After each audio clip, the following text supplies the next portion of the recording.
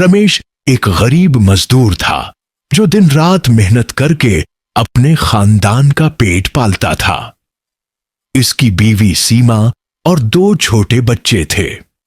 रमेश हर रोज सूरज निकलने से पहले काम पर चला जाता और देर रात थका हारा घर लौटता, लेकिन किस्मत ने कभी उसका साथ न दिया।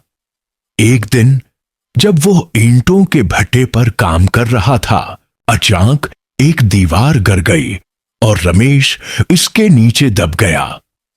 साथी मजदूरों ने उसे निकाला, लेकिन इसके पैर बुरी तरह जख्मी हो चुके थे। डॉक्टर ने कहा कि अब वो कभी चल नहीं पाएगा।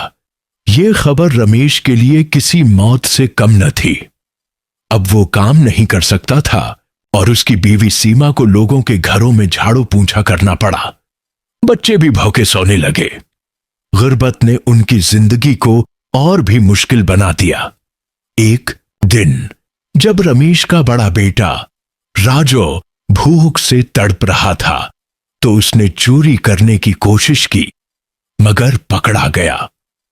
लोगों ने उसे खूब मारा और पुलिस के हवाले कर दिया। जब रमेश को यह खबर मिली तो वो फूट फूट कर रोने लगा। वो खुद को कोस रहा था कि उसकी मजबूरी ने उसके बेटे को इस राह पर डाल दिया। वक्त गुजरता गया, मगर उनकी हालत न बदली। आखिरकार एक दिन रमेश ने तंग आकर जहर खा लिया। उसकी मौत ने पूरे खानदान को अंधेरे में धकेल दिया। सीमा बेहोश होकर रोती रही और बच्चे अपने बाप को झंझोड़ते रहे, मगर अब रमेश कभी वापस नहीं आ सकता था।